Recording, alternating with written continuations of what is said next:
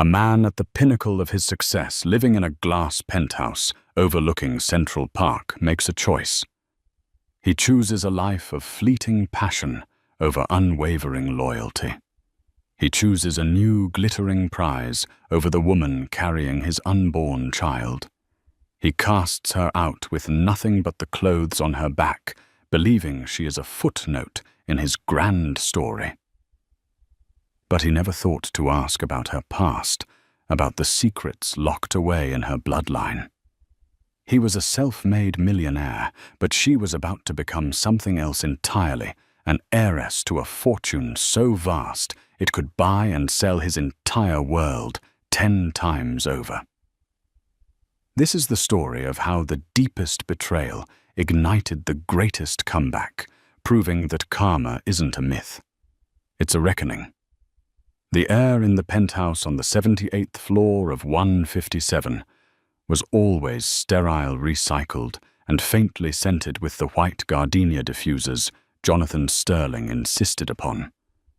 It was the smell of wealth Serafina Hayes used to think. Now, it smelled like a beautiful lie. At 6 months pregnant, every scent seemed amplified, and the gardenias were starting to feel cloying, suffocating. She stood before the floor-to-ceiling windows, her hand resting protectively on the gentle swell of her stomach, and watched the tiny, frantic lights of New York City blur into a glittering tapestry below. It was a view that cost $26 million, a view that was meant to be a testament to their love, their success, their perfect life. Jonathan was the architect of this life. A real estate magnate who had clawed his way up from a middle-class upbringing in Queens to the apex of Manhattan's skyline, he was a man sculpted by ambition. When they met, she was a freelance art curator with a passion for obscure Renaissance painters, and he was a charming, relentless force of nature who saw her not just as a partner, but as the perfect final touch to his masterpiece of a life. He loved her quiet elegance, her gentle nature, the way she made their cold, modernist apartment feel like a home. Or so he said. Lately, the architect was spending more time admiring other buildings. The signs were small at first, almost laughably cliché. Late nights at the office that stretched into the early morning.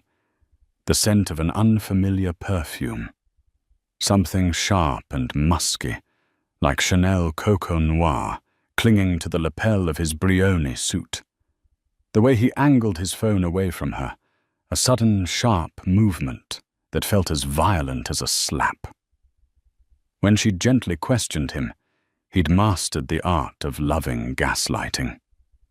"Sarah, baby, you're being sensitive." "It's the pregnancy hormones," he'd say, stroking her hair. His touch feeling practiced and hollow. "This new development deal in Hudson Yards is a monster. I'm doing this for us. For our son." He always brought it back to their son. The little boy they'd already named Leo. It was his ultimate trump card, the perfect way to make her feel guilty and irrational. And for a while she believed him. She wanted to believe him. She was building a nursery, filled with hand-painted stars, and dreaming of Leo's first steps on the imported Italian marble floors, while Jonathan was methodically dismantling the foundation of their world. The first concrete crack appeared on a Tuesday. Jonathan was in the shower, his phone left charging on the marble vanity. It buzzed incessantly. Serafina glanced over her heart, a frantic drum against her ribs. She'd never violated his privacy, priding herself on their trust. But trust had become a phantom limb, a feeling she remembered having, but could no longer locate. With trembling fingers, she picked it up. The screen was lit with a string of messages from a Chloe Vance. "Chloe, last night was insane. You're a god. Chloe, can't stop thinking about you. That hotel room. Wow. Chloe, Send me a pic from the gala tonight.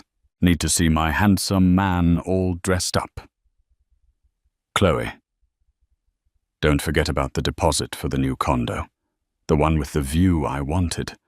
A new condo. Not their condo. A condo. The words swam before her eyes. It wasn't just a fling. It was an investment. He was building a new life, a parallel existence, while she was nesting in the ruins of their old one. The sound of the shower stopping jolted her back to reality. She dropped the phone back on the counter as if it were burning hot. Her mind, a maelstrom of shock and sickening clarity. All the little pieces clicked into place, the business trips to Miami. The extravagant charges on the black card for jewelry she'd never received from places like Graff Diamonds. The sudden disinterest in feeling the baby kick. He walked out of the bathroom, a towel slung low on his hips, radiating the casual arrogance of a man who believed he was untouchable. He smiled at her, a perfect, white, predatory smile. Morning, beautiful. Big night tonight. The Children's Foundation. Gala. You feeling up to it? Serafina looked at him. Truly. Looked at him for the first time in months. She didn't see the man she loved, the father of her child. She saw a stranger.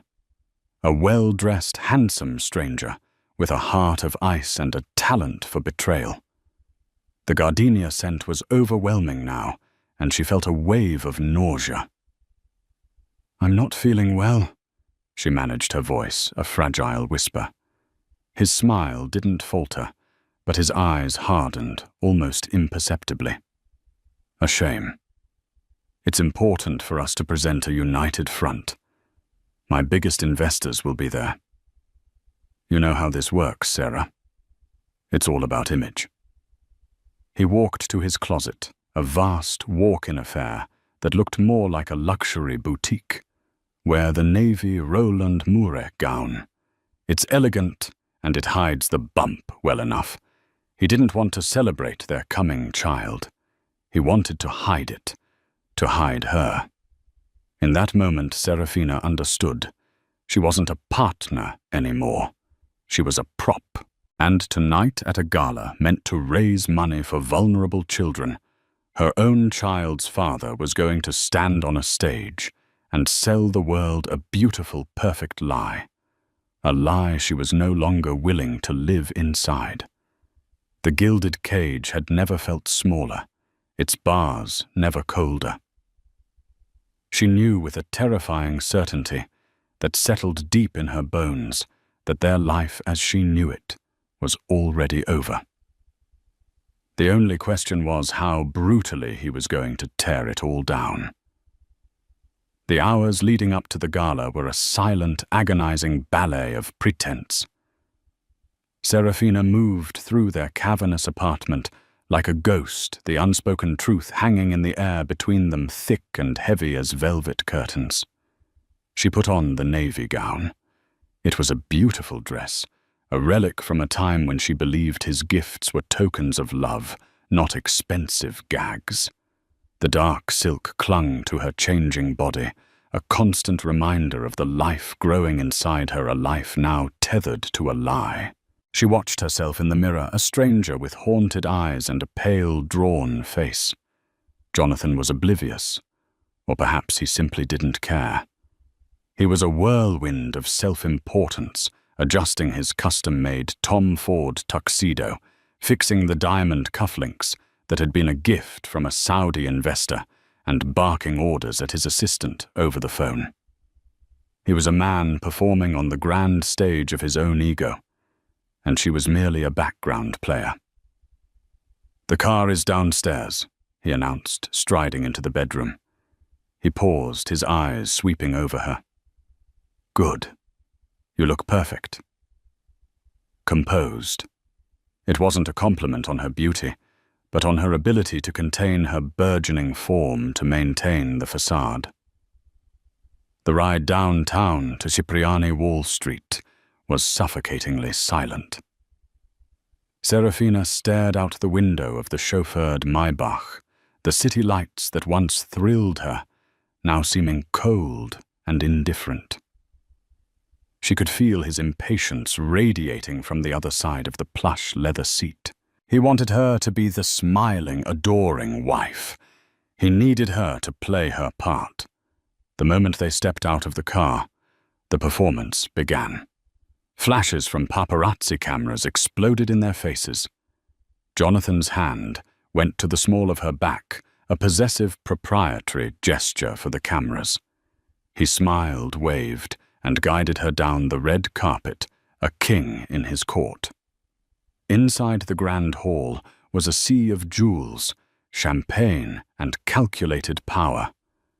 The air buzzed with the low hum of 1,000 conversations, each one a negotiation, a validation, a transaction.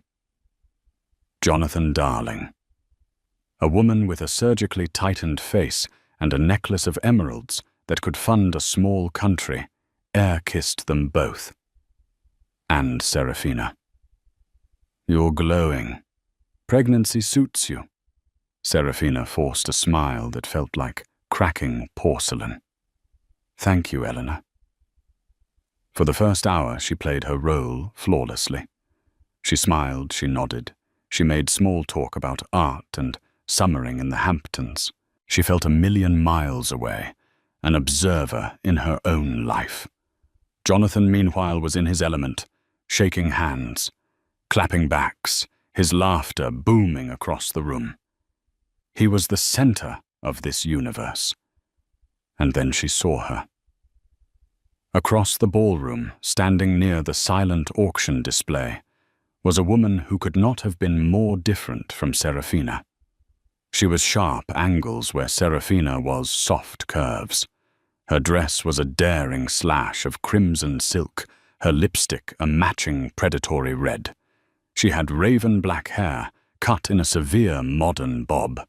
She was laughing, holding a glass of champagne, and her eyes were locked on Jonathan. It was Chloe Vance.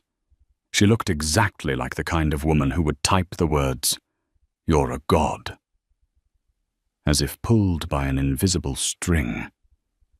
Jonathan excused himself from a conversation with a hedge fund manager and began to make his way through the crowd, his path leading directly to her. Serafina watched, frozen, as he reached Chloe. He didn't touch her, not at first. But the way he looked at her, the slight dip of his head, the intimate smile that didn't reach his public-facing eyes, it was a confession, more damning than any text message. Serafina felt the blood drain from her face. She needed air. Excusing herself, she made her way towards a side terrace, her heart pounding a frantic, painful rhythm.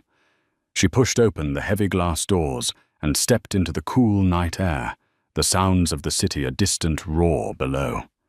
She leaned against the cold stone balustrade, taking deep, shuddering breaths. He's quite the showman, isn't he? Serafina spun around. Chloe Vance was standing there, a smug, knowing smirk on her face. She held her champagne flute like a weapon. I'm sorry. Serafina's voice was barely a whisper. Jonathan? He's the star of the show. He always is, Chloe said, taking a deliberate step closer. Her eyes flicked down to Serafina's stomach, and then back up, a flicker of something cold and dismissive in her gaze. You must be Serafina. He's told me so little about you. The insult was perfectly crafted, designed to wound. And you are, Serafina asked, feigning ignorance, her nails digging into her palms. Chloe. We work together, she said, the lie as smooth as the silk of her dress. On the new Hudson Yards project. I'm the lead interior designer. I see, Serafina said, her voice trembling, despite her efforts to keep it steady. And does your work typically involve late nights in hotel rooms and demanding deposits for private condos?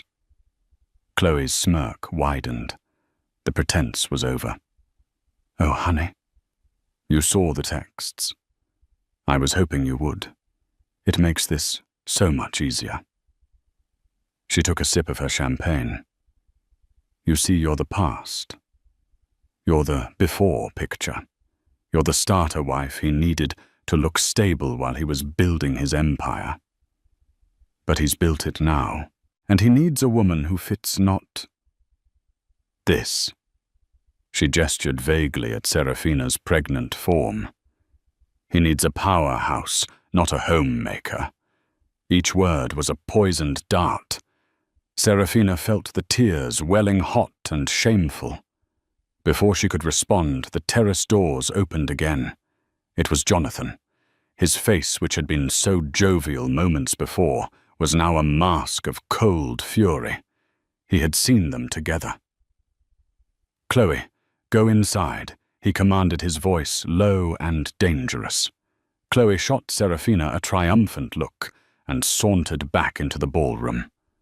Jonathan turned to Serafina, his eyes blazing. What the hell do you think you're doing? Causing a scene. Are you trying to humiliate me? You're humiliating me. Serafina choked out the words, finally tumbling from her lips. You're humiliating our marriage, our child. I know everything, Jonathan. I saw the messages. The condo. The hotel's her. For a fleeting second, a flicker of panic crossed his face, but it was quickly replaced by an unyielding wall of rage. His charm, his carefully constructed facade, crumbled away, revealing the ugly, rotten core beneath. You went through my phone. After everything I've given you, he hissed, stepping so close she could smell the expensive scotch on his breath. This life, this apartment, that dress on your back, I paid for all of it. You are nothing without me. You came into this with nothing, and you'll leave with nothing. I'm carrying your son, she whispered, her hand instinctively flying to her belly. He let out a short, cruel laugh. A child you probably trapped me with to secure your meal ticket for the next 18 years. It won't work. I'll give you a severance, a small one. Enough to get you started somewhere far away from here. You will sign an NDA. You will not speak of this to anyone, and you will disappear from my life. Is that clear? The sheer, breathtaking cruelty of it stole her breath. This wasn't a crumbling marriage. It was a hostile takeover. She had been a business deal, and her contract was being terminated. No, she said, a spark of defiance igniting within her. I won't just disappear. You will, he said, his voice dropping to a terrifying calm. Or I will make your life a living hell. I will drag you through a custody battle that you have no prayer of winning. I will paint you as an unstable, gold-digging whore to the world, and I will win. Because I am Jonathan Sterling, and I always, always win. He turned and walked back into the gala, leaving her alone on the terrace, the cold wind whipping around her. The beautiful, glittering party inside suddenly looked grotesque, a dance of devils. The unraveling was complete. He hadn't just broken her heart. He had threatened to erase her very existence. She was standing on the edge of an abyss, and the man she had promised to love forever had just given her a final brutal push. The eviction was swift and merciless. Serafina didn't even have time to process the confrontation at the gala. When she arrived back at the penthouse in a taxi she'd hailed with the last $100 in her purse, her keycard was already deactivated. A stoic, square-jawed security guard, a man who had greeted her by name every day for 3 years, stood by the private elevator, his eyes refusing to meet hers. "I'm sorry, Mrs. Sterling," he said the Mrs., sounding like a cruel joke. "My orders are not to allow you access to the residence. But my things, my clothes, my personal belongings. The baby's room." Her voice broke. She had spent weeks lovingly assembling the crib, folding tiny clothes, and painting a mural of a gentle moon and stars on the wall. "A courier service will deliver a few boxes of your personal effects to an address of your choosing. Tomorrow." The guard recited his tone flat and rehearsed. "Mr. Sterling's assistant will be in touch to arrange it." It was the language of a corporate firing, not the end of a marriage. She was being downsized. She stood there in the opulent silent lobby, wearing a $10,000 gown with no key, no wallet, and nowhere to go. The joint bank accounts, she would soon discover, had been systematically drained, leaving only a few $100s. The credit cards in her name were cancelled. Jonathan had been planning this for weeks, meticulously cutting every cord that connected her to his life and his fortune. Her first few calls went to voicemail. Friends or people she had thought were friends were suddenly unavailable. They were his friends, she realized with a sickening lurch. Their loyalty belonged to the man who hosted the extravagant parties and funded their favorite charities. Desperate, she called the one person she knew she could count on her old college roommate, Anya Sharma, a struggling theater actress living in a cramped fourth-floor walk-up in Astoria, Queens. Anya didn't hesitate. "Get in a cab. Now.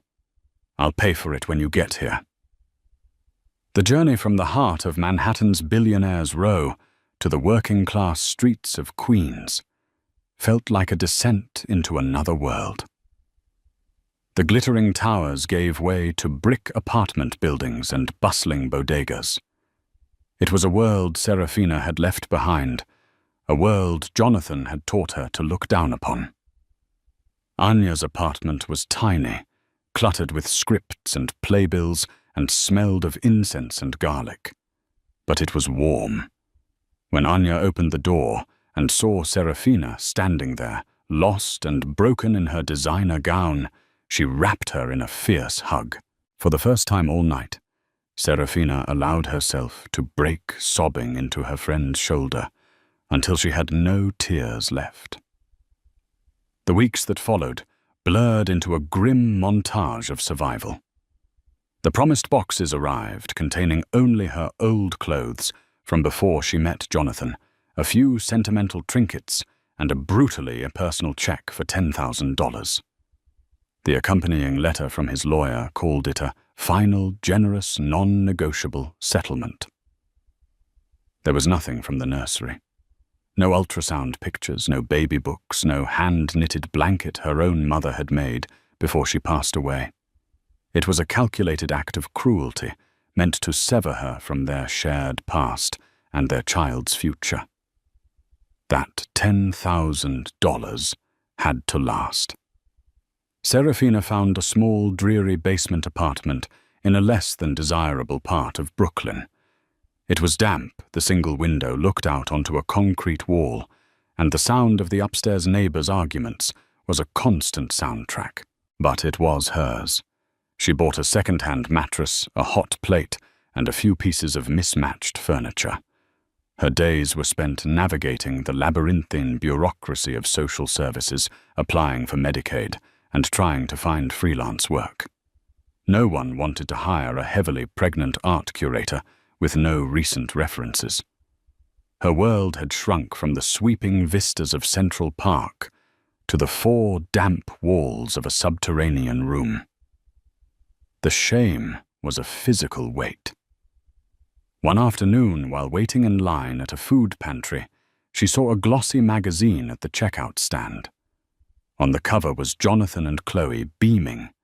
The headline read, "Power Couple, Jonathan Sterling and Design Maven Chloe Vance on Love Life and Building the Future." In the article he was quoted as saying he was happier than he'd ever been, and that he was looking forward to a future unburdened by the mistakes of the past. He made no mention of a wife or a child. She had been completely and utterly erased. The loneliness was the worst part. It was a cold, constant companion. She would sit in her small, dark room, her hands on her belly, feeling Leo kick, and she would be flooded with a terrifying mix of love and fear. She was his sole protector, his only hope, and she felt so profoundly, hopelessly inadequate. Some nights the despair was so deep she could barely breathe.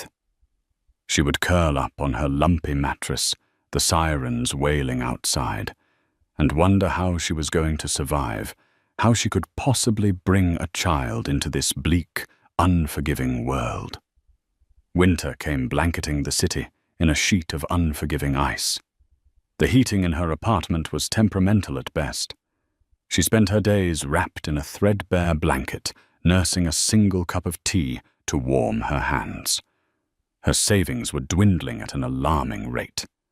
She sold the last piece of decent jewelry she owned, a pair of simple pearl earrings from her mother, just to make rent and buy prenatal vitamins. This was rock bottom. This was the hell Jonathan had promised to create for her. He had succeeded. She was alone, pregnant and penniless, living in the shadows of the city he commanded. She had nothing left to lose. And in that barren, desperate place, a tiny, hard kernel of something new began to form. It wasn't hope, not yet. It was something tougher, colder. It was resilience. A quiet, stubborn refusal to be broken. She would not let him win. For Leo, she would find a way to crawl out of this abyss, even if she had to do it one bloody fingernail-scraped inch at a time. The coldest winter of her life had frozen her tears, and in their place, a quiet, unyielding strength began to take root. It was a Tuesday in late February, the kind of bleak grey day that made the city feel like a concrete prison. A biting wind rattled the single grimy window of Serafina's basement apartment. She was 8 months pregnant now, and her body ached with a weariness that went bone deep. She had just returned from a fruitless job interview for a receptionist position she was overqualified for, but didn't get the polite rejection still stinging. Her dwindling bank account hovered just above $200. Taped to her door was a thick cream-colored envelope. It was utterly out of place in the grimy hallway. The paper was heavy, expensive card stock, and the return address was a law firm in Mayfair, London, Penhaligon and Crest. Her name and address were written in elegant, old-fashioned calligraphy. Her first thought was that it was from Jonathan. A new threat, a new legal maneuver to intimidate her. Her heart hammered against her ribs as she tore it open with trembling fingers. The letterhead was embossed, the language formal and dense. It wasn't from Jonathan. It was a summons of sorts, an urgent request for her presence regarding the estate of a Mr. Alistair Blackwood. The name meant nothing to her. She read the letter 3 times. Her brow furrowed in confusion. It spoke of a last will and testament, and her being named as a primary beneficiary. It had to be a mistake, a scam, some cruel, elaborate hoax. She almost threw it away, but something stopped her. The sheer quality of the paper, the official tone, the specificity of her name, Serafina Ann Hayes. They knew her maiden name. The letter included a number for their New York affiliate office and a prepaid international calling card. With a sense of weary absurdity, she made the call. A crisp, British-accented paralegal confirmed the letter's authenticity and arranged a meeting for the following afternoon at an office on Park Avenue, a world away from her current reality. The next day she spent an hour agonizing over what to wear, finally settling on the only clean, professional-looking maternity dress she owned. The journey back into Manhattan felt surreal. As she stepped into the hushed, mahogany-paneled lobby of the law office, she felt like an imposter. The receptionist, a severe-looking woman with perfectly coiffed grey hair, looked down her nose at Serafina's worn coat, but showed her into a conference room with a breathtaking view of the city. A few minutes later, a man in his late 60s entered. He was tall and impeccably dressed in a Savile Row suit, with kind, intelligent eyes behind wire-rimmed spectacles. He exuded an aura of quiet, unshakable competence. "Mrs. Sterling. Or do you prefer Miss Hayes?" he asked, his voice a gentle, melodic baritone. He didn't wait for an answer. "Let us say Miss Hayes. I am Arthur Penhaligon." He shook her hand. His grip was firm and reassuring. "I think there's been a mistake," Serafina began immediately. "I don't know anyone named Alistair Blackwood." Mr. Penhaligon gave a small, sad smile. "Please, sit." He opened a thick leather briefcase and laid out a file. "Alistair Blackwood was your maternal grandfather." Serafina stared at him, dumbfounded. "My grandfather? That's impossible. My mother was an orphan. Her parents died in a car crash when she was a baby. That's what she always told me. That Mr. Penhaligon said gently is the story Alistair instructed her to tell. It was a fiction they both agreed upon. The truth is somewhat more complicated." He paused, choosing his words carefully. "Your mother, Eleanor Blackwood, was not an orphan. She was Alistair's only child, his beloved daughter. But she fell in love with a man. He did not approve of your father, a humble university librarian. Alistair was a man of immense wealth and influence. He came from old money. He expected his daughter to marry within their circle. When she chose love over legacy, he gave her an ultimatum: end the relationship or be disowned. She chose your father. The story was so outlandish, so dramatic, it felt like something from a novel." Serafina sat in stunned silence as he continued. Alistair cut her off completely. He was a proud, stubborn man, and he came to regret his decision profoundly, especially after your mother's untimely death a decade ago. He tried to find you then, but you had just married Mr. Sterling and changed your name. You had, for all intents and purposes, vanished into a new life. He respected your mother's choice and decided to watch over you from a distance, never wanting to intrude. He passed away 2 weeks ago, at the age of 94. Mr. Penhaligon slid a document across the polished table. It was the first page of Alistair Blackwood's will. He spent the last 40 years of his life building one of the world's largest private logistics and technology empires, Blackwood Global Holdings. He never remarried and had no other children. In his will, he named your mother as his sole heir. In the event of her passing, the entire inheritance passes to her only living issue. To you, Miss Hayes." Serafina's eyes scanned the page, her mind struggling to comprehend the words. "The entire inheritance," she echoed weakly. What does that mean?" Mr. Penhaligon looked at her directly, his gaze steady and kind. "It means that you are now the sole proprietor of Blackwood Global Holdings. The portfolio includes controlling interests in global shipping lines, several major tech startups, a vast international real estate portfolio, and a private equity fund. There are properties in London, Geneva, and Hong Kong. There is also, of course, the liquid capital." He paused, letting the weight of his words sink in.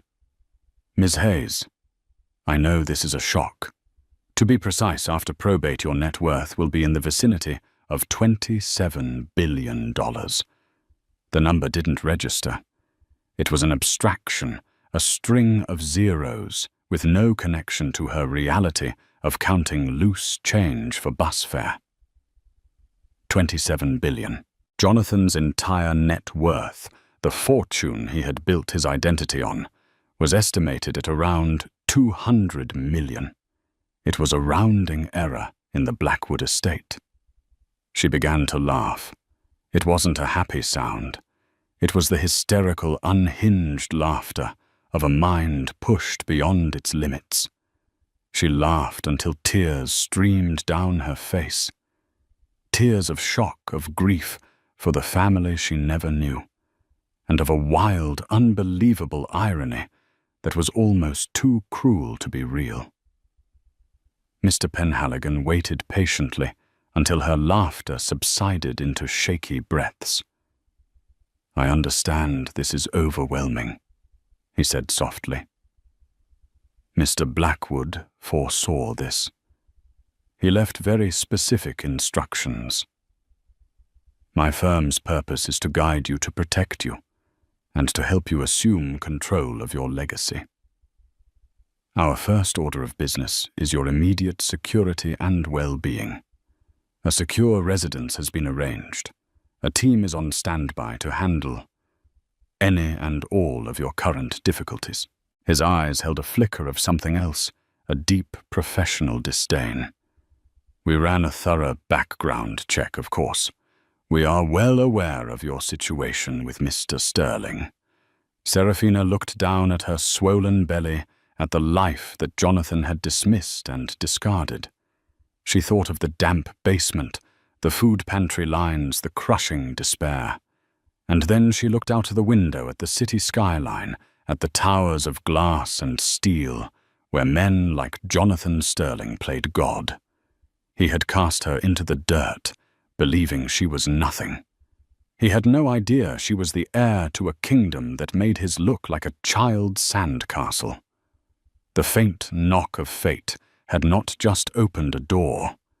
It had blasted a hole through the wall of her prison, revealing a world of power and possibility she could never have imagined.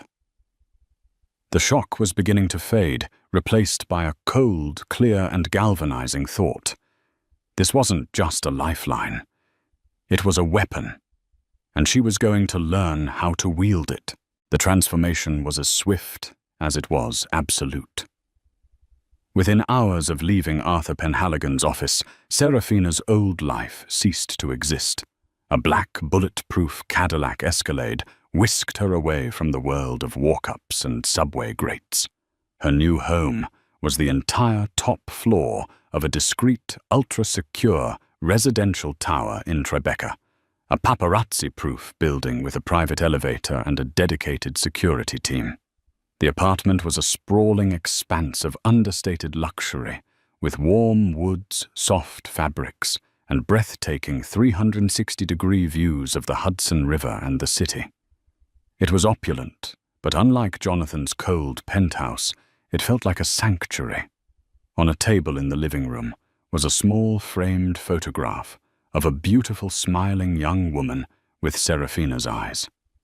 A note from Mr. Penhaligon lay beside it. "Your mother, Eleanor. Your grandfather kept this on his desk." The first few days were a blur of managed activity. A team of discreet professionals descended upon her new life. A personal chef prepared nutritious meals tailored to her pregnancy. A financial advisor gave her a gentle, simplified overview of her new assets. A security chief detailed the measures being taken for her and her unborn child's safety. She was given a new phone, a new laptop, and a simple black credit card with no set limit. The first purchase she made was a new warm winter coat. But this was not about indulging in luxury. Arthur Penhaligon was a firm and methodical mentor. "Alistair did not leave you a fortune, Ms. Hayes," he told her during one of their first daily meetings in her new home office. "He left you an empire, and an empire requires a ruler." He began her education immediately. He didn't swamp her with incomprehensible financial data. Instead, he started with the story. He told her about her grandfather, a brilliant but ruthless man who built his empire from a single, rusty freighter after the war. He told her about Blackwood Global's ethos of quiet dominance and long-term investment over flashy, high-risk ventures. He brought in the heads of the major divisions, shipping technology, real estate, to brief her. They were older, serious men, initially wary of this unknown, pregnant young woman. But Serafina listened. She didn't pretend to understand everything. She asked intelligent, insightful questions, drawing on her art curator's eye for detail and her quiet, observant nature. She absorbed information like a sponge. 2 weeks after the meeting that changed her life, Serafina went into labor. She gave birth not in a crowded city hospital, but in a private, pre-booked suite at Mount Sinai, attended by the city's top obstetrician. She held her son Leo in her arms and felt a wave of love so fierce and powerful it eclipsed everything else. Looking at his perfect, tiny face, she made a silent vow. She would not raise him in the shadow of his father's cruelty. She would raise him in the light of his mother's strength. She would build a world for him, where he would be safe loved and proud of the name he carried, not Sterling, but Hayes. Motherhood changed her. The lingering vestiges of the timid, heartbroken woman Jonathan had discarded were burned away by the fire of maternal devotion. Her focus sharpened, her resolve hardened into tempered steel. While Leo slept in his beautifully appointed nursery down the hall, she would be up late into the night, poring over balance sheets and investment proposals with Mr. Penhaligon. Her public profile remained non-existent. The Blackwood Empire was notoriously private, and Penhaligon's team ensured it stayed that way. To the world, and more importantly, to Jonathan, Sterling Serafina Hayes had simply vanished. He likely assumed she had taken her $10,000 settlement and crawled away to some forgotten corner of the country. He had moved Chloe into the penthouse and was plastering their glamorous life all over social media and the society pages. He was hosting parties, closing deals, and celebrating his freedom. He had no idea a financial titan was being forged in a quiet apartment less than 5 miles from his front door. Serafina's first major executive decision came 3 months after Leo's birth. The technology division of Blackwood Global had the opportunity to acquire a struggling but innovative green energy startup. The board was divided. It was a risk. The numbers were borderline. Serafina spent a week personally interviewing the startup's young, passionate engineers. She saw not what the company was, but what it could become. It resonated with her desire to build a better future for her son. "We'll acquire it," she announced in a video conference with the board. "And we will fully fund their research and development. This isn't about short-term profit. It's about legacy." Her tone was calm, quiet, but held an unmistakable note of command. The board, accustomed to Alastair's decisive leadership, recognized the same steely core in his granddaughter. They voted unanimously to approve. It was her first taste of real power, and she found that it suited her. She began to change physically as well. The quiet, almost apologetic presence was gone. With the help of a personal trainer and a stylist, she regained her strength. She cut her long hair into a sophisticated shoulder-length style. Her wardrobe was rebuilt with bespoke, elegant pieces from designers like The Row and Loro Piana clothes that whispered wealth rather than screamed it. When she looked in the mirror, she no longer saw a victim. She saw the CEO of Blackwood Global Holdings. She saw Leo's mother. One evening, Mr. Penhaligon came to her with a new file. It was thick and detailed. "It's time," he said simply. She opened it. Inside was a complete, exhaustive dossier on sterling properties. It detailed every loan, every investor, every pending deal, every legal vulnerability. Jonathan's entire empire was laid bare on a few hundred pages. His biggest and most ambitious project, the one he'd called his monster deal, was a luxury residential tower in Hudson Yards. He was leveraged to the hilt to finance it, relying on a final round of funding from a Swiss investment firm to complete it. The Swiss firm Vector Capital has been a quiet partner of Blackwood Global for over 30 years. Mr. Penhaligon said, a slight, grim smile touching his lips. "They owe us a great deal of loyalty. They are, shall we say, open to our guidance on this matter." Serafina looked up from the file, her eyes cold and clear as diamonds. Jonathan had tried to destroy her future. Now she held his in her hands. The heiress had spent months learning her new role, consolidating her power and healing her wounds. The time for hiding was over. The time for a reckoning had begun. The downfall of Jonathan Sterling was not a loud, dramatic explosion, but a quiet, calculated implosion, orchestrated from the serene, sun-drenched home office of the woman he had tried to erase. Serafina's revenge was not born of frantic passion, but of ice-cold strategy. She approached the dismantling of his empire with the same meticulous precision she had once used to curate an art exhibition. Every piece had its place, every move its purpose. The first step was silent. Acting on Serafina's authority, Vector Capital Jonathan's crucial Swiss investor pulled its $800 million line of credit for the Hudson Yards project, citing a sudden portfolio realignment. The official notice was delivered via a sterile email devoid of emotion. For Jonathan, this was a catastrophe. The news hit his desk on a Monday morning. He was over-leveraged, with contractors demanding payment and deadlines looming. Without that final round of funding, the entire project, the crown jewel of his career, would collapse. He scrambled, calling his contacts at Vector, but was met with a polite, impenetrable wall of corporate jargon. The decision was final. Panic began to set in. He started calling other banks, other investors trying to secure a new line of credit. But word travels fast in the tight-knit world of high finance.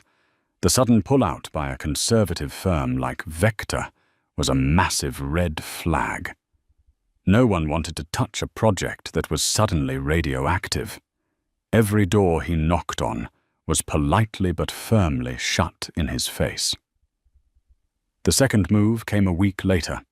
A little-known subsidiary of Blackwood Global's real estate division, a shell company called Bedrock Acquisitions, began quietly buying up the corporate debt Sterling Properties held with its primary lenders. Jonathan had used aggressive leverage to build his company, borrowing heavily against his existing assets. Bedrock Acquisitions, flush with the near-limitless cash of the Blackwood empire, bought that debt for pennies on the dollar from banks that were now nervous about a potential default. In the space of 2 weeks, Serafina, through her shell company, had become Jonathan's primary creditor. He was in effect now in debt to her. He had no idea, of course. He just knew that his financial world was shrinking, the walls closing in with terrifying speed. The pressure began to show. The confident, swaggering magnate was replaced by a haunted, desperate man. There were furious, whispered arguments with Chloe in expensive restaurants, overheard by gleeful gossip columnists. Chloe, who had been attracted to his power and success, had little patience for his stress and mounting failures. The shopping sprees slowed, then stopped. The talk of a summer on a yacht in the Mediterranean was replaced by tense silence. The final act was a masterstroke of corporate theatre. With the Hudson Yards project on the brink of foreclosure, a new buyer emerged, a mysterious, ultra-private holding company. Another of Serafina's creations, called Phoenix Legacy Group, made an offer to buy the entire stalled project, along with the controlling interest in Sterling Properties itself, for a fraction of its original value. It was a low-ball offer, an insult. But it was the only offer on the table. It was either accept it or face total bankruptcy, public humiliation, and a barrage of lawsuits from his other investors. His back against the wall, Jonathan was forced to arrange a meeting with the principal of this Phoenix Legacy Group. He hoped to negotiate to appeal to their business sense to salvage some piece of his crumbling kingdom. The meeting was set for a neutral location, a top-floor conference room at the offices of Penhaligon and Crest, the same place where Serafina's new life had begun. Jonathan arrived looking haggard. His expensive suit seemed to hang off him, and there were dark circles under his eyes. He walked into the conference room, ready to plead his case to some faceless corporate raider. And then he saw her. Serafina was seated at the head of the long, polished table. She was not the broken, pregnant woman he had thrown out into the cold. This was a different person entirely.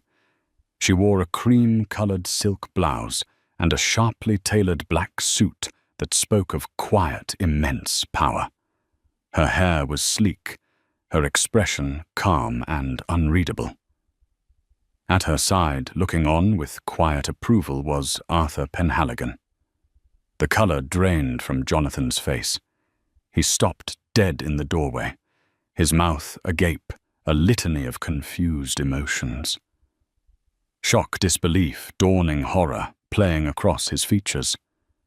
"Serafina," he stammered. "What? What is this? What are you doing here?" "I believe you're here to meet with the principal of Phoenix Legacy Group," she said, her voice even and cool, betraying none of the turmoil she felt inside. "That would be me.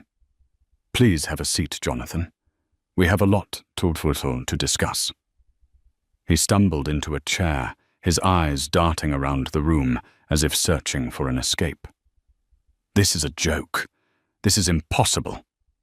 How could you— You never once asked about my family, Jonathan," she said, cutting him off. "You were never interested in my life before you. You just assumed I was— nothing. That I came from nothing. It was a rather costly oversight on your part." She slid the acquisition offer across the table. "This is the deal. You will sign over your company and all its assets, including the penthouse. In return, Phoenix Legacy will assume all of your debt and liabilities. You will be left with nothing. The exact same position you left me in. But I'm feeling generous. I won't leave you on the street. I've arranged for a severance. $10,000. She pushed a cashier's check across the table, the same amount he had given her. The symbolism was brutal, and it landed with the force of a physical blow. He stared at her, his face a mask of desperation. The arrogance was gone, replaced by a pathetic, pleading weakness. "Sarah, please, don't do this. I'm sorry. I was a fool. We can fix this. Think of our son." It was the first time he had mentioned Leo in almost a year. The desperate, transparently manipulative plea sickened her. "His name is Leo Hayes," she said, her voice dropping laced with ice. "And you will never speak his name again. You gave up the right to be his father when you threw his mother out with nothing but a dress and a broken heart. This isn't about emotion, Jonathan. This is business. You taught me that. Image is everything. Present a united front. These were your lessons." She stood up, signaling the end of the meeting. You have 24 hours to sign.